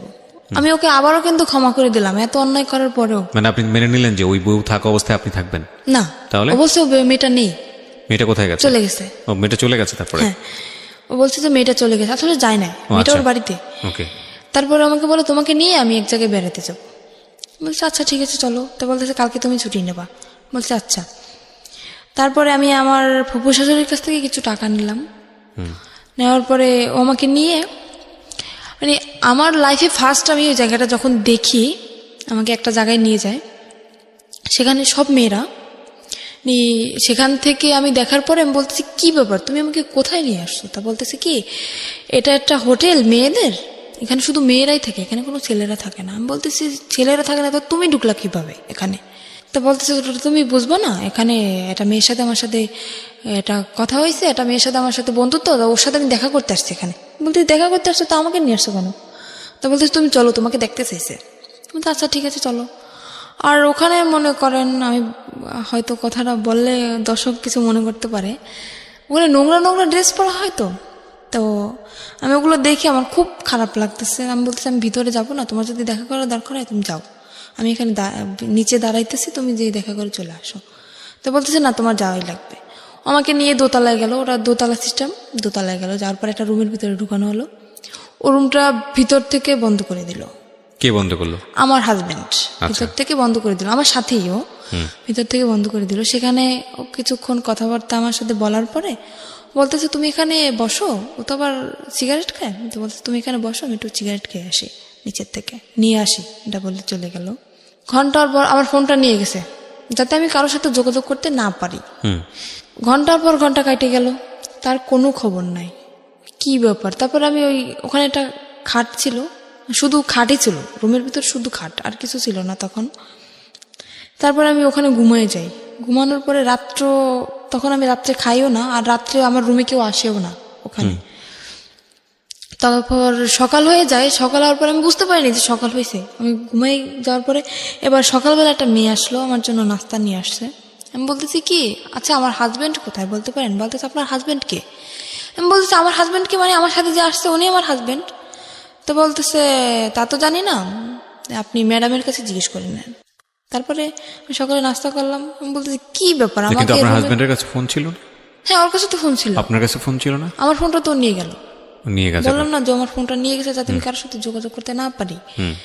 এবার তো আপনি ওই যে কোনো কারো কাছ থেকে ফোন নিয়ে তোর নম্বরে ফোন দিতে পারেন। কিভাবে দেবো, আমি তো রুমের ভিতরে আটকানো, আর ওখান থেকে তো আমার কল ওকে করার বাইরে কোনো থেকে চেষ্টা আটকে নেই। দিয়ে গেছে। হ্যাঁ, বাইরে থেকে আমাকে তালা মেরে রেখে গেছে। আর আমি প্রায় 1 সপ্তাহের মতো, কিন্তু বাইরে থেকে আপনাকে যখন তালা মারলো তখন আপনি বললেন না তুমি আমাকে তালা মারতেছো কেন? না ও সেটা আমি তো বুঝতে পারি নাই যে ও বাইরে থেকে তালাবদ্ধ করে রেখে বা এখানে যাইতেছে। কি কি ফাংশন হবে আপনি আগে থেকে আমি জানতেন? তো জানি না, আমি কিভাবে বুঝবো? আমার মনের ভিতরে যদি সেরকম কোনো সন্দেহ থাকতো তাইলে তো আমি বুঝতে পারতাম যে ও আমাকে আটকে রেখে যাচ্ছে বা ও আমাকে ছেড়ে এখানে রেখে ও কোথাও চলে যাইতেছে, তাহলে তো আমি ওকে বাধা দিতাম। তো ওটা তো মানে লক সিস্টেম, তো ভিতর থেকে ও ওই করে বাইরে থেকে তালা মেরে রেখে গেছে। ওই লক করে দিয়ে তারপরে উপরে চিকল লাগে তারপর তালা মারছে। কিন্তু আগে যে লক করে তালা মারছে সেটা আমি জানি না, তো বাইরে থেকেও তালা মারা। তো আমি নাস্তা করার পরে তার 2-3 ঘন্টা পরে একটা মহিলা আসলো, এসে আমাকে বলতেছে, আমার নাম জিজ্ঞেস করলো। তারপরে আমি বলতেছি কি, আমি তাকেও জিজ্ঞেস করতেছি, আমি তো পাগল হয়ে গেছি পুরো, কি ব্যাপার, কোথায় গেল? বলতেছে আচ্ছা আমার হাজব্যান্ড কোথায়? তা বলতেছে হাজব্যান্ডকে কি বাঁচাইতে চাও? আমি বলতেছি কেন? তো বলতেছে তোমার হাজব্যান্ড আমার কাছে আছে। আপনার কাছে আছে তো ভালো কথা। তা বলতেছে, আমাকে বলল যে ওটা একটা পতিতালয়। আমি তখন জানতে পারলাম যে ওটা একটা পতিতালয়। আমাকে বলল তোমার দেহ ব্যবসা করতে হবে এখানে। ওই মহিলাই সরাসরি বললো? সরাসরি আমাকে বলতেছে ওই মহিলা। আমি বলতেছি কিরকম কথা বলতেছেন, আমি আসছি এটা, আমি জানি এটা একটা হোটেল, এখানে মেয়েরা থাকে, তো দেহ ব্যবসা করবো মানে? তা বলতেছে তোমার হাজবেন্ড আমার কাছে বন্দি আছে, যদি তোমার হাজবেন্ডকে বাঁচাইতে চাও তখন বাধ্যতামূলক তোমার এটা করতেই হবে। তারপরে উনি এটা ছুরি বের করলো ওনার ব্যাগ থেকে আমার সামনে। ওরা আমার সামনে ধরার পরে বলতেছে যদি তুমি না রাজি হও তাহলে তোমাকেও মেরে ফেলা হবে, তোমার হাজবেন্ডকেও মেরে ফেলা হবে। কিন্তু আমার হাজবেন্ড তো ঠিক ঘুরে বেড়াচ্ছে, আমি তো ওখানে বন্দি, মানে ওকে যেরকম শিখিয়ে দিয়ে গেছে ওই মহিলাকে, আমাকে সেভাবেই বলতেছে। তো আমি ভয় পেয়ে যাই, আর আমি চিন্তা করি আমি মারা যাই, কিন্তু আমার হাজবেন্ডের তো আমি খুব ভালোবাসি, আমি ওর মৃত্যুর আমি মেনে নিতে পারবো না। তখন আমি বললাম কি আচ্ছা ঠিক আছে, আমি রাজি হই ওখানে ভয়তে। তো ওটা তো আপনার হয় লাইসেন্স প্রাপ্ত, লাইসেন্স না হলে ওটা হয় না। সেখানে আমাকে থানায় নিয়ে যাওয়া হয় ওখানে, আর আমাকে শিখিয়ে দিছে যে যদি কেউ বলে, জিজ্ঞেস করে তুমি কি ভয়ে ছুটে করতেছো এসব, বা কেউ কি তোমার ভয় দেখাইছে বা কিসের জন্য করতেছো, যদি জিজ্ঞেস করে তো সম্পূর্ণ তুমি একটা কথাই বলবা যে আমাকে কেউ জোর করে না, আমার দারিদ্রিক সমস্যার কারণে আমি এসব করতে রাজি হয়েছি। এটা আপনাকে শিখে দেওয়া হয়? এটা আমাকে শিখিয়ে দেওয়া হয়। তো আমার মনের ভিতরে তো ভয়, যেহেতু আমি যদি একলা থাকতাম তাইলে হয়তো আমি স্যারের সাথে বলতে পারতাম যে স্যার না আমাকে ভয় দেখানো হচ্ছে, কিন্তু আমার হাজবেন্ড ওনাদের কাছে জিম্মায় আছে, ওনাদের কাছে বন্দি, সে ভয়তে আমি বলতেছি না। তো স্যার আমাকে জিজ্ঞেস করলো যে তোমার বয়স তো একদম কম, তো এই কম বয়সে কেন তুমি এসব করতে চাইছিস? আমি বলতেছি আমার সমস্যা আছে ফ্যামিলিগত, আমার। মানে থানায় গেছেন আপনি? হ্যাঁ, থানায় আমি তখন। ওকে। উনি আমাকে সবকিছু জিজ্ঞেস করলো, তারপর আমাকে একটা পেপারে সাইন করানো হয় যাতে আমি পরে কোনো ঝামেলা না করতে পারি। মানে আমি স্বইচ্ছায় এসব করতেছি, আমাকে একটা পেপারে সাইন করানো হয়, আর ওখানে আমার ছবি টবি সবকিছু তুলে রাখা হয়। ফাইন, এখানে একটা কথা আছে, সেটা হচ্ছে আপনার কাছ থেকে কোনো সার্টিফিকেট চাওয়া হয়েছিল, বয়সের কোনো সার্টিফিকেট? হ্যাঁ, বলছিল যে তোমার বয়স কত, আমাকে শিখিয়ে দেওয়া হয়েছিল যে তুমি বলবে তোমার বয়সে বর্তমান বয়স 20 বছর। আমি বলছি 20 বছর বয়স। তো উনি সেরকম একটা সার্টিফিকেট বলছিল, সার্টিফিকেট আছে? আমি বলতেছি যে হ্যাঁ সার্টিফিকেট তো আছে, সেটা তো বাসায়। তো উনি আমাকে কাছে দেখতে চায় না, বলে না যে তোমার সার্টিফিকেট আমাকে দেখাও, সেটা আমাকে বলে না। আমি মুখে বলছি যে আমার বয়স 20 বছর, ওই পর্যন্তই এনাফ। তারপরে সেখান থেকে আমাকে নিয়ে আসা হয়, নিয়ে আসার পরে তার পরের দিন, মানে কথাটা বলতে আমার কিছু একটা সংকোচ বোধ হচ্ছে, আপনি আপনার মতো করে বলেন, কোনো সমস্যা নাই। সেখান থেকে পরের দিন সকালে ঘুম থেকে ওঠার পরে ওয়াশরুম তো ভিতরেই, গোসল করি। গোসল করার পর একটা ছেলে আসে আমার রুমে। তখন আমাকে একটা মেয়ে বলে যায় খবরদার ছেলের সাথে যেন কোনো রকম খারাপ আচরণ না হয়। তো ছেলেটা খুবই ভদ্র, আমি সারা জীবনের জন্য দোয়া করবো যাতে ওকে আল্লাহ মানে সাফল্য যেটা চাইছিল, ওর জীবনের সমস্ত কাহিনী আমাকে বলছিল। তো ও একটা মেয়ের সাথে এরকম রিলেশন করছিল। ছেলেটা আসার পরে কি হয়েছে? ছেলেটা আসার পরে আমাকে তখন ও রুম ভিতর থেকে বন্ধ করে দেয়। তখন আমি বুঝতে পারছি যে কেন আসছে একটা ছেলে এটা মেয়ের রুমে কেন আসে। আমি বললাম কি, আমি ওর পা জড়াই ধরলাম যে দেখেন ভাই, আপনি আমার ভাই, আমার তো ভাই নেই, আপনি আমার ভাই, এখানে আমি ইচ্ছাকৃতভাবে আসিনি, এরকম আমার হাজবেন্ডকে আটকে রাখা হয়েছে, আর ওর ওখানে যে যা কিছু হয় ও সবকিছু জানে যে ওর ভিতরে আসলে কি হয়, আর আরো তো মেয়েরা আছে, তো সে তাদের কাছ থেকে হয়তো ও শুনছে যে কিরকম কি এখানে সিস্টেম। আমি সমস্ত কিছু বললাম যে এরকম আমার হাজবেন্ডে আটকে রাখছে, আমাকে এরকম ভয় দেখাইছে। ও বলতেছে কি তোমার হাজবেন্ড এখন কোথায় সেটা তুমি জানো? আমি বলতেছি আমি জানি যে হাজবেন্ড ওদের কাছে এখনো বন্দি আছে। তা বলতেছি সেরকম কিছুই না, এখানে সিস্টেম হচ্ছে তোমার মেয়েদের এখানে নিয়ে এসে বিক্রি করে দেওয়া হয়। তখন আমার বিশ্বাসই হইতেছে না, এরকম আমার হাজবেন্ড করতে পারে না, এতটা খারাপও হইতে পারে না। ও তখন বলতেছে কি, আচ্ছা ওর কাছে ফোন ছিল, বলতেছে তোমার হাজবেন্ড যেহেতু বন্ধু তাহলে তো ওর ফোনটা অফ থাকার কথা, তাই না? আমি বলতেছি হ্যাঁ। তা বলতেছে তুমি আমার ফোনটা দিয়ে 1 মিনিট ওকে কল করো। তো আমি বললাম আমি কথা বললে তো আমি বুঝতে পারবো না, তো আপনি কথা বলেন। তো ফোনটা দেওয়ার পরে ওই মেয়েটা ধরছে ওর ফোনটা, মানে যাকে সে বিয়ে করেছে। যাকে সে বিয়ে করছে সেই মেয়েটা ধরছে। ধরার পরে বলতেছে কে, আপনি কে? বলতেছে আপনি কে মানে? আমি তো যার ফোন আমি তার ওয়াইফ। তখন আমি বুঝতে পারলাম যে ছেলেটা যা বলছে সম্পূর্ণ সত্যি। তখন আমি বুঝতে পারলাম। তো আমি বললাম কি যে ভাই দেখেন, আমি যদি আপনার বোন হতাম আপনি কি এটা মেনে নিতে পারতেন? তো বলতেছে না কখনোই না। বলতেছে আপনার দুটো পায়ে ধরে আপনি আমাকে কিছু করেন না। তখন ছেলেটা আমার করুণা দেখেও ছেলেটা নিজেই কেঁদে ফেলছে। ছেলেটা বলল কি আচ্ছা ঠিক আছে আমি তোমাকে কিছু করতেছি না, কিন্তু এরপর নেক্সট টাইম যে আসবে সে তো তোমাকে ছেড়ে দেবে না, কারণ এখানে টাকার বিনিময়ে সব কাজ করা হয়, টাকা দিয়ে তো কেউ তোমাকে ছেড়ে দেবে না। তো তুমি যদি চেষ্টা করো, আমার মনে হয় তুমি চেষ্টা করলে এখান থেকে বের হতে পারবা। ছেলেটা আমাকে বলে, আমি বলতেছে যে করছে আমি নেক্সট টাইম যদি আমি কখনো আসি তোমার জন্য আমি সাহায্য করার করব। ও বলতেছে যে আমি একটা মামলা করব, যে তোমার ফ্রেন্ড হিসাবে, আমি তোমার ক্লাস ফ্রেন্ড সেই হিসাবে আমি তোমার জন্য একটা মামলা শিট নিয়ে আসবে, ওখানে আমার সইটা শুধু থাকবে আর সম্পূর্ণ কিছু ওই লিখে নিয়ে আসবে যেটা লেখার। আমি বলতেছি সেটা তো হবে না, কারণ ওখানে আমার সই নেওয়া হয়েছে যাতে আমি কোনো কিছু না করতে পারি। হ্যাঁ পুলিশ ফাঁড়িতে। তো বলতে তাহলে কি করবা, দেখো কি করতে পারো। ও তো চলে গেল। এবার আমি দরজাটা আমি নিজেই বন্ধ করে দিলাম। দেওয়ার পরে আমি খুঁজতেছি যে ছুরি বা অন্য কিছু যদি আমি পাই, আমি আত্মহত্যা করার চেষ্টা করতেছি। তো আমি খোঁজাখুঁজি করতেছি, খুঁজতে খুঁজতে উপরে যে সানসেটের পরে ওই যে আপনার বক্স ছিল, বক্স আনছে আমার জন্য, ওই রুমে সবকিছু নিয়ে আসছে আমার জন্য, যেহেতু ওই রুমে আমি থাকবো। সবকিছু নিয়ে আসছে। তো বক্সের যে কার্টুনটার ভিতরে আপনার ইঁদুর মরা ওষুধ। আমি পাইয়ে তো মানুষ তো কষ্ট হয়, কিন্তু আমি পাই তো মহা খুশি। আমি ওটা পাওয়ার পরে অনেক খুশি আমি, যে আমি এখানে এসব করার থেকে কারে আমি ভালোবাসলাম, কার জন্য আমি রাজি হইলাম, যাকে বাঁচানোর জন্য আমি রাজি হইলাম সেই আমাকে দিয়ে এসব করাচ্ছে, আমি আর নিজের জীবন আমি রাখতে চাই না। তো আমি পুরো প্যাকেট খেয়ে ফেলার পরে দরজা খুলে দিলাম। আবার দেওয়ার পরে আবার আর একটা ছেলে আসছে, এসে দেখতেছে আমার অবস্থা খুবই খারাপ, পুরো শরীর ঘেমে গেছে আর আমি কথা বলতে পারতেছি না। তো আমার যে ওখানে যে ওই যে মহিলাটা ওনাকে ডাক দিল, ডাক দেওয়ার পর উনি তো ভয় পেয়ে গেছে যে এখানে যেহেতু আমার থেকে সই নেওয়া হয়েছে, তখন তো ওরা বুঝে যাবে যে আমাকে ভয় দেখানো হয়েছে, আমার থেকে সই নেওয়া হয়েছে যে আমি স্বেচ্ছায় সব করতেছি, তাহলে কেন আমি বিষ খেলাম, এখানে প্রশ্ন উঠবে না। তখন উনি আমাকে তাড়াতাড়ি হসপিটালে নিয়ে গেল। হসপিটালে নেওয়ার পর আমাকে ওয়াশ করানো হলো, তারপরে ওখানে হসপিটালে আমাকে ভর্তি করলো। করার পরে মোটামুটি থানায়ও খবরটা চলে গেছে, থানার স্যার আমার কাছে আসলো। এসে তখন আমি পুরো অজ্ঞান, তখন আমার জ্ঞান আসে নাই।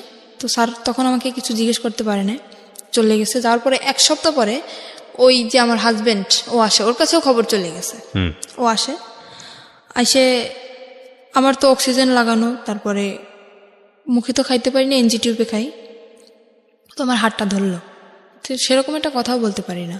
আমি ওকে দেখে কেঁদে ফেলছি আমি সব, যে কি আমি অ্যাকশন নিতেছি, কেন তুমি আসছো, আমার ডক্টর সবাই আমার সামনে, আমি ওখানে অ্যাকশন নিতেছি, তুমি কেন আসছো, তুমি এখান থেকে চলে যাও। আমি এক নজর ওকে দেখার পরে আমি চোখ বন্ধ করে ফেলছি, এতটা ঘৃণা আসছে আমার। আমি বললাম তুমি চলে যাও এখান থেকে, আমি তোমাকে দেখতে চাই না। তো সেখান থেকে ও বললো কি আমি চলে যাবো ঠিকই, কিন্তু তোমাকে সাথে নিয়ে যাবো। কোথায় নিয়ে যাবো, আবার আমাকে কোথাও বিক্রি করার ইচ্ছা আছে তোমার, কোথায় নিয়ে যাবো আবার? তো আমার হাতটা ধরলো, ধরার পরে বললো কি যে আমি আসলে বুঝতে পারিনি যে তুমি আমাকে এতটা ভালোবাসো, তাহলে আমি এটা করতাম না কখনোই। আমার কাছে মাপ চাইলো যে আমি আর কখনো এরকম করবো না, মেয়েটাকে আমি ছেড়ে দেবো, তুমি যেটা বলবো আমি সেটাই শুনবো। অনেক করুণা করার পরে আবারও আমি ওকে বিশ্বাস করলাম, এত কিছু করার পরেও আবারও বিশ্বাস করলাম ওকে আমি। সেখান থেকে হসপিটাল থেকে আমার রিলিজ দেয় নাই তখনও, ডাক্তারে না বললে আমি সুস্থ না তখনও, নার্সরে উনি কিছু টাকা ঘুষ দেওয়ার পরে আমার ওই যে এনজি টিউব পরানো, তারপরে আপনার অক্সিজেন লাগানো, হাতে ক্যানুলা করা, সব কিছু খুলে তারপরে সেখান থেকে নার্সরে কিছু টাকা ঘুষ দিয়ে ওখান থেকে আমাকে নিয়ে আসে ওগুলো খোলানোর জন্য। কিন্তু নার্স তো ডাক্তারের অনুমতি ছাড়া খুলতে পারবে না, উনি টাকা পাওয়ার পরে উনি খুলে দিল ওগুলো। নার্স ওগুলো খুলে দেওয়ার পরে আমি তখন হাঁটতেও পারি না ঠিক মতন, এতটাই ক্লান্ত আমি। আমাকে নিয়ে তখন সে ঢাকা, আমার একটা ফুপু আছে সেখানে আমাকে নিয়ে আসে, আমার আপন ফুপু, সেখানে আমাকে নিয়ে আসে। আর বাড়ি তো গেলে তো যদি এই সমস্ত কথা শোনে তাইলে তো মনে করেন ওরে তো মারবে, সাথে আমিও মার খাবো, যে এত কিছু তাও তারপরও কেন আমি মেনে নিলাম। আমি বাড়ি গেলাম না, আমার সে ফুপুর কাছে গেলাম, যার পরে ওখানে আমি 1 মাস পর্যন্ত থাকলাম। থাকার পরে ও বললো কি, দেখো আমি তো কাপড় চোপড় কিছুই নিয়ে আসিনি, আমার কাপড় চোপড় তো সবকিছু বাড়িতে, তা তুমি এখানে থাকো। মানে আমাদের ওখানে চাকরি বাকরি নেওয়ার কথা, তো আমি সুস্থ হবো তারপরে চাকরি নেব। বললো আমি বাড়ি থেকে আমি কাপড়গুলো নিয়ে আসি আমার, এই বলেও বাড়ি চলে গেল। যাওয়ার পরে ও যেদিন যাবে তার পরের দিন আসার কথা, আসতেছে না। তারপরে আমি বললাম কি ব্যাপার, তোমার আসার কথা, তুমি কেন আসতেছো না?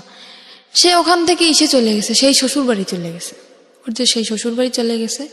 ফোন করলে মাঝে মাঝে ওই মেয়েটা ধরে। তারপরে আমি বুঝতে পারলাম আস্তে আস্তে, অনেক কান্নাকাটি করছি, অনেক রিকোয়েস্ট করছি তুমি আমাকে নিয়ে যাও নিয়ে যাও। সেখান থেকে আমার আব্বু আম্মু যখন জানতে পারি আমি ওখানে, আমাকে নিয়ে যায়। নিয়ে যাওয়ার পরে ওই যে মহিলা, ওই মহিলাকে নাম্বার দিয়ে দেয়, আমার আম্মুর নাম্বার দিয়ে দেয়। কিসের জন্য জানেন? যাতে আমি আমার বাড়িতেও জায়গা না পাই, আর ওর কাছেও যাতে আমি না যেতে পারি। ও ওর বাড়িতে সম্পূর্ণ সবাইকে জানাই দিছে যে আমি এসব করি, আমি বিয়ের আগে এসব করতাম। ও জানতে পারছে, সেজন্য ও আমাকে ডিভোর্স দিতে চায়। আসলে তো কিছুই না সেরকম, ও নিজে করছে এগুলা। এটা বলার পরে আমার আম্মুর কাছে ওই মহিলা ফোন করে, করার পরে ওই ফোনটা আমার আব্বু ধরে। ধরার পরে ওই সম্পূর্ণ কথা উনি বানাই বানাই যা বলার সব বলছে, যে আপনার মেয়ে এতদিন শ্বশুরবাড়ি ছিল না, আমার এখানে ছিল, এসব করতো। আর এসব কথা শোনার পরে আমার আব্বু তো সবাইকে বলে দিল। মানে এই ফোনটা কে ধরেছে? আমার আব্বু, সদাব্বু। না, আমি আসলে এই জিনিসটা একটু ক্লিয়ার হতে চাই। ফোনটা কে করেছে, কাকে ফোনটা রিসিভ করেছে কে? ফোনটা করছে আমাকে যেখানে বিক্রি করে দেওয়া হয়েছিল, ওখানে যে মহিলা ছিল উনি ফোন করছে। উনি ফোন নাম্বারটা নিছে আমার হাজবেন্ডের কাছ থেকে। কাকে করেছে ফোনটা? ফোনটা করছে আমার আম্মুর ফোনে, কিন্তু ফোনটা রিসিভ করছে আমার যে আব্বু। মানে তখন তো আপনার আম্মুর বিয়ে হয়েছে একটা। হ্যাঁ, তখন আর একটা বিয়ে ফোন হয়েছে। করে ওই ভদ্র মহিলা, মানে হোটেলের যিনি ইনচার্জ ছিলেন ওইসব কাজের, ওই ভদ্র মহিলা ফোন করে আপনার মাকে বলেছে যে আপনার, আমার মাকে না, আমার সৎ যে আব্বু, মানে ওনাকে আলটিমেটলি আপনার বলছে। মাকে ফোন করার জন্য বলেছিল, কিন্তু আপনার সৎ বাবা রিসিভ করেছে। সৎ বাবাকে বলেছে যে এই সব কাজ করেছে আপনার মেয়ে এখানে। ওকে। আর উনি যেগুলো বলছে ওগুলো তো সম্পূর্ণ মিথ্যা। মিথ্যা কথা, রাইট? তারপর মানে উনি চাই যে আমার বাড়ির থেকে যদি আমাকে তাড়িয়ে দেওয়া হয়, তখন আমার বাধ্যতামূলক ওখানে যেতে হবে, কোনো উপায় থাকবে না, কোনো উপায় থাকবে না। তখন আমার আব্বু ওটা শোনার পরে, আমি ওনাকে আব্বু বলেই ডাকতাম, এটা শোনার পরে সে আমাকে মানে একদম ক্লিয়ারলি বলতেছে তুমি বাড়ি থেকে বের হয়ে যাও। ফ্যামিলির সবাইকে জানাই দিল। এবার আমি কি করব, আমার মাথায় আসমান ভেঙে বসে দিয়ে এরকম একটা জিনিস আমার লাইফে ঘটলো। কোথায় আমার ফ্যামিলি আমাকে সাপোর্ট করবে, অন্য মানুষের একটা মিথ্যা কথা শুনে আমার সাথে এরকম করলো। আমি বাড়ি থেকে বের হয়ে চলে আসলাম। মাও বললো বাড়ি থেকে বের হয়ে যেতে? আম্মুর তো কিছু করার নেই, ফ্যামিলির থেকে যেহেতু সবাই এরকম বলতেছে। কিছুই বললো না মা? আম্মু তো কান্নাকাটি করতেছে, আম্মু তো আমাকে আসতে দেবে না। তখন সে আব্বু বলতেছে তুমি যদি তোমার মেয়েকে না সরো, আমি তোমাকে ডিভোর্স দিয়ে দেবো। তা আম্মুকে আমি বললাম, আম্মু এতদিন তো দূরে ছিলাম, থাকছিল না আমার ছাড়া, তো এতদিন যেরকম ফোনে কথা বলছি এখনো ঠিক সেরকম তোমার সাথে আমার ফোনেই কথা হবে, আমি এখানে থাকবো না। কারণ আমি যদি এখানে থাকি এই ব্যাপারটা গোটা এলাকায় জানাজানি হয়ে যাবে, আমি এটা চাই না। বাড়ি থেকে বের হয়ে চলে আসলাম।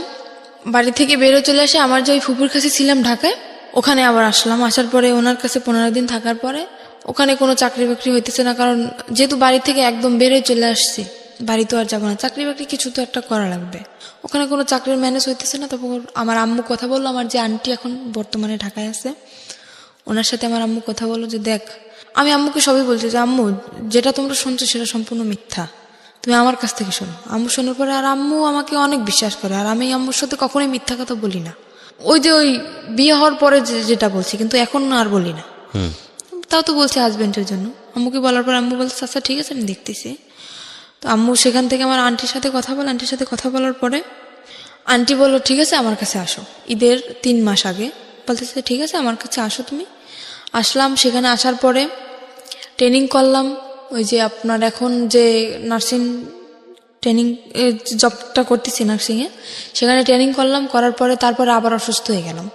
সেখানে অসুস্থ হওয়ার পরে প্রায় 2.5 মাস যাবৎ বসা, তারপরে কোনো চাকরি বাকরি হইতেছে না। আমার আপন ফুপুর বাসায় চলে আসলাম। সেখান থেকে আমার আম্মু কথা বলে আমার আন্টির সাথে, সেখানে 15 দিনের মতো থাকলাম। আমার আম্মু কথা বলে আমার আন্টির সাথে যে এরকম ওর সমস্যা, ওর জন্য একটা চাকরি দেখতো না। তো আন্টি বললো ঠিক আছে, ওকে আমার কাছে পাঠিয়ে দাও। তো আমার সে আন্টি তো থাকে নারায়ণগঞ্জে, ওই যে ফুপু, তাকে আমি আন্টি বলেই ডাকি। সেখান থেকে আমি আমার আপন যে খালা, তার কাছে চলে আসলাম। আসার পরে সেখানে একটা এই যে এখন যে চাকরিটা করতেছি সেখানে ট্রেনিং করি। ট্রেনিং করার পরে আমি হঠাৎ অসুস্থ হয়ে যাই। সুস্থ হওয়ার পরে 2.5 মাস বসার পরে আমি ওকে একদিন কল দিই আমার আন্টির ফোন দিয়ে। ওকে, মানে আপনার হাজবেন্ড? আমার হাজবেন্ডকে কল দেওয়ার পরে ও শুনলো যে আমি ঢাকায় আছি। তারপর আমি আবারও কেঁদে ফেলছি, ওর সাথে ফোনে কেঁদে ফেলছি।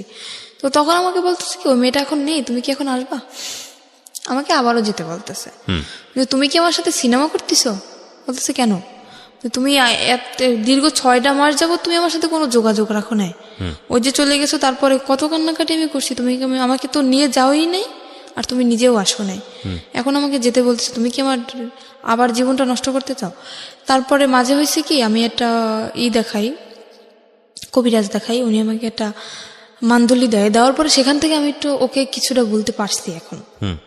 আমি বললাম কি, আমি তোমাকে ভুলে যেতে চাই, আমি চাই না যে জিনিসটা আমার জীবন থেকে চলে গেছে, যে অতীতটা চলে গেছে, সেই অতীতটা আবার আমার জীবনে ফিরে আসুক, আমি চাই না।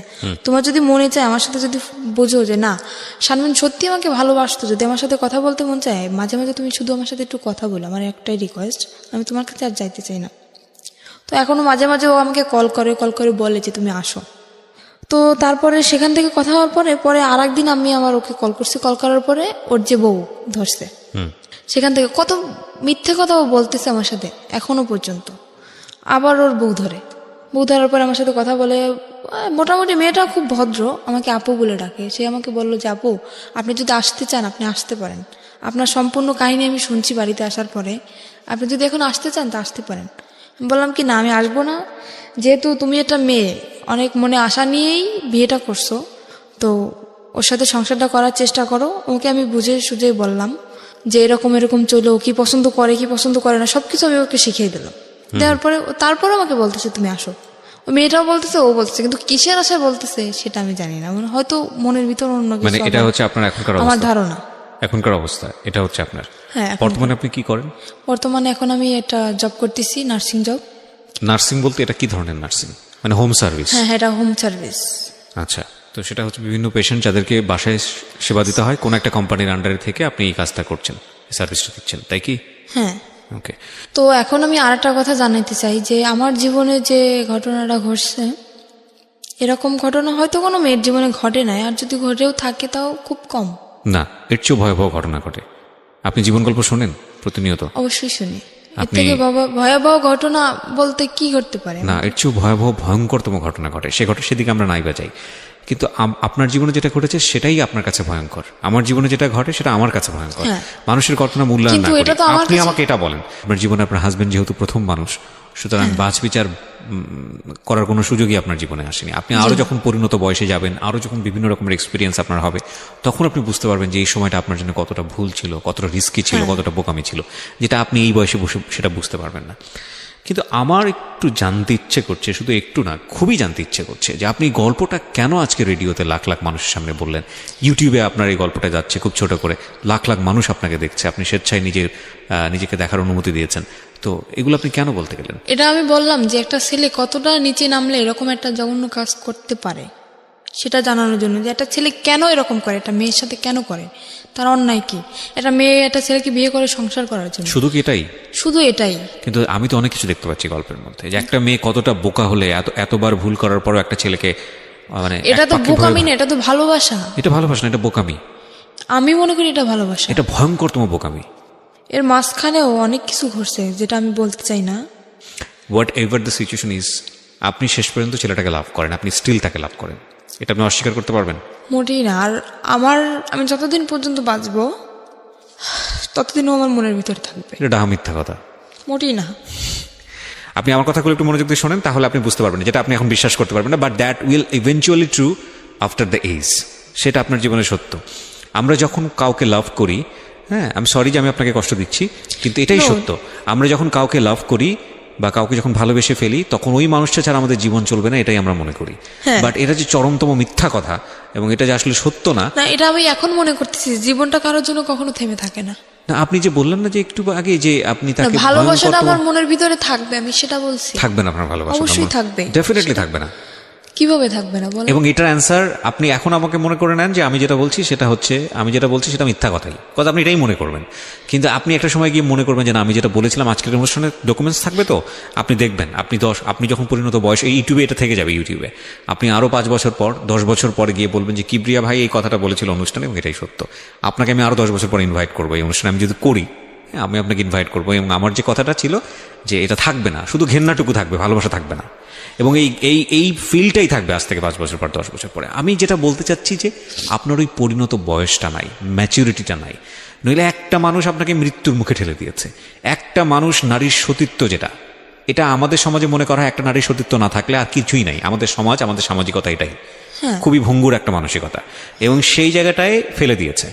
আপনি যে ধরনের অর্থনৈতিক, আমি যদি আরো সহজ করে বলি, যেই ধরনের ক্লাস মেনটেন করেন বা যেই ধরনের আর্থিক অবস্থার মধ্যে বসবাস করেন, এটা আমরা ধরে নিই আমাদের একেবারে সমাজের প্রান্তিক পর্যায়ের মানুষ যারা দিনে দিন খাওয়ার মতো অবস্থা, এইরকম একটা পরিবারে আপনি বড় হয়েছেন, না আছে বাবার সাপোর্ট, না আছে মার সাপোর্ট, হ্যাঁ, এরকম একটা অবস্থা। সেই রকম একটা অবস্থায় থেকে এরকম একটা আন্ডার এজ একটা মেয়ে একটা ছেলেকে লাভ করে বিয়ে করেছে, লাভ করে তো বিয়ে করেনি, একটা বিয়ে দেওয়া হয়েছে এবং বিয়ের পরে লাভ করেছে। তো এইটা 21 বছরের আপনার যে ছেলেটা, আপনি যদি যে কথা বলেছেন এখানে সেগুলো যদি সত্য হয়ে থাকে, আমি তার নাম পর্যন্ত জানতে চাইনি, আমি জানতে চাইও না, আপনি যা বলেছেন এখানে সেগুলো যদি সত্য হয়ে থাকে, 21 বছরের ছেলেটাকে এটা খুব ভালো করে বুঝতো এবং সেই ইকুয়েশনগুলো খুব ঠান্ডা মাথায় করেছে যে ওকে যদি আমি এই জায়গাটায় ফেলে দেই, আমাকে বলার কেউ নাই। দেখেন আমি একটা সহজ এক্সাম্পল দিই, আপনাকে এভাবে কেউ কখনো বলেছে কিনা। ও কিন্তু ভয় পায়, ওর চাচা, আপনার চাচা শ্বশুর যে কদিন বেঁচে ছিল, ছোট চাচা শ্বশুর, ও কিন্তু খারাপ ব্যবহার করেনি আপনার সঙ্গে।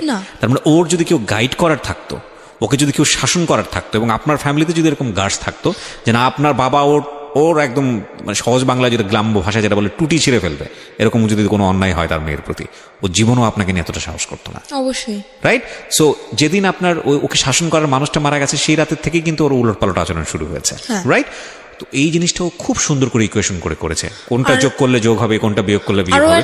ওর একটা দিক ছিল কি, আমি যখন যতই আমি রাগারাগি করতাম না কেন, ও কোনো কথা বলতো না, একদম চুপচাপ থাকতো, কিন্তু খুব মানে ঠান্ডা মাথায় কাজ করতো। হ্যাঁ, আপনার কথাটা একদম রাইট। আমি এখন যেটা বলবো আরো অনেক কিছু বের হবে, রাইট, কিন্তু আমি আপনাকে মূলত, আপনি যে কথাটা বললেন না যে ছেলেদেরকে বিশ্বাস করার জায়গাটা, এটা আপনার বয়সের ফিল। এখানে আরো অনেকগুলো বিষয় আছে। আপনার ইমোশনের জায়গাটা থেকে আপনি এত কিছুর পরেও ওই ছেলেটাকে ভালোবাসেন, সেটা আপনার বয়সের কারণে। আমি এটা বলতে চাচ্ছি, এটাও একটা ভয়ানক রকমের ভুল। লাভ জিনিসটা কি জানেন? লাভ জিনিসটা হচ্ছে উইথ রেসপেক্ট। লাভ জিনিসটা ওয়ান সাইডেড না, এটা একটা সময়ের প্রেক্ষাপটে হতে পারে। হ্যাঁ, আপনি কাউকে ভালোবাসলেন, ঠিক আছে, সে মানুষটা আপনাকে ভালোবাসে না, আপনি সারাটা জীবন তাকে পাগলের মতো ভালোবেসে যাবেন, আপনার জীবনে কেউ আসবে না। দ্যাট ক্যান বি লাইক একটা খুব অল্প সময়, খুব অল্প কিছু, হয়তো লাখে একজন মানুষ, কোটিতে একজন মানুষ, দে আর ডিফারেন্ট। অ্যান্ড এক্সেপশনের জায়গাটা কখনো এক্সাম্পল হতে পারে না। কিন্তু আমরা যারা মোস্ট কমন মানুষ, কমন পিপল যারা, তাদের লাইফে কিন্তু এই ঘটনাটা মানে কমার বেশি এরকম। আপনার লাইফে এখন পর্যন্ত ওকে রিপ্লেস করার মতো মানুষ আসেনি বলেই আপনার কাছে এখন পর্যন্ত মনে হচ্ছে যে না, ওই মানুষটাই অসাধারণ মানুষ। কিন্তু যখন অন্য কেউ চলে আসবে যাকে ভালোবেসে ফেলবেন, তখন মনে হবে না, জীবনে অনেক বড় একটা ভুল। এখানে আমার একটা কথা, কিন্তু হয়তো আপনি এসেছে অনেক, কিন্তু আপনার মনে হয়তো ঘন্টা নাড়াতে পারেনি, আপনার মনের ঘন্টাটা বাজেনি, আপনি সেটা ঘন্টাটা কোনোদিন বাজবেও না। আর এই ঘটনা আমার সাথে ঘটার পরে আমি কোনো ছেলেকে বিশ্বাস করি না। হ্যাঁ, সেটা একটা অন্য অ্যাঙ্গেল, যে কাউকে আমি বিশ্বাস করি না সেটা একটা অন্য বিষয়, কিন্তু মনের ঘন্টাটা বাজবে না সেটার পেছনের কারণ যদি ওই হয়ে থাকে যে না, ওকেই আমি ভালোবেসে যাব, তাহলে আমি সেটা বিশ্বাস করি না। দেখেন, আপনার জায়গাটা আপনার মতো, আমি রেসপেক্ট করি, কিন্তু আমি যেটা বলছি সেগুলো সবই অভিজ্ঞতার আলোকে, এই অনুষ্ঠান করার অভিজ্ঞতার আলোকে, নিজের জীবনের অভিজ্ঞতার আলোকে, সবকিছু জায়গাটা থেকে আমি আপনাকে বলছি this is not true, because 16 বছরের জীবন কিছুই না একটা 60 বছরের জীবনের কাছে, কিছুই না। এখন আমি বলতেছি, এবং আপনার 60 বছরে গিয়ে, আপনার 50 বছরে গিয়ে জীবন গল্পটা এমন দাঁড়াবে যে 16 বছর নিয়ে আপনার বলার সময়ই নাই, এমনও হতে পারে। সেটাই, রাইট?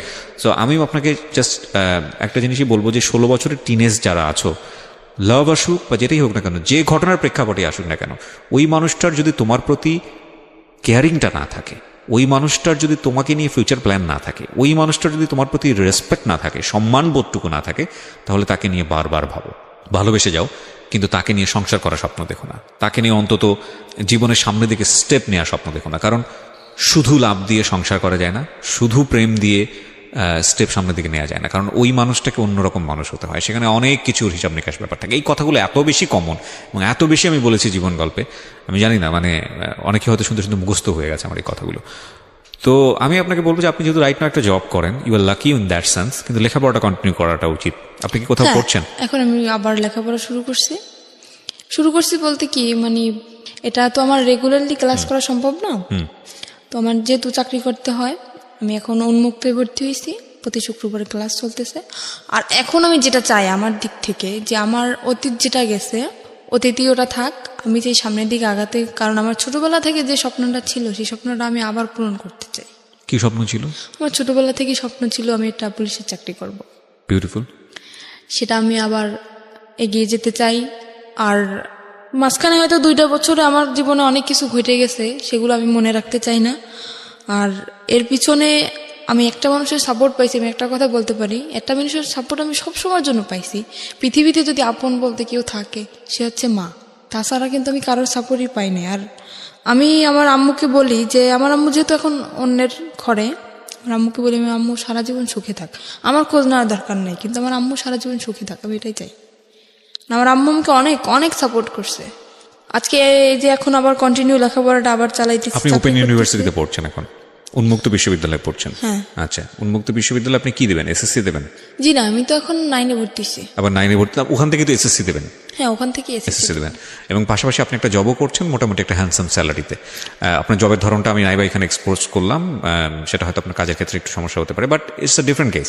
এবং আমি মনে করি যে এত কিছুর পরেও একটা মেয়ে জব করছে, পাশাপাশি পড়াশোনা করছে এবং স্বপ্ন দেখছে, তার মানে ইউ আর লাকি।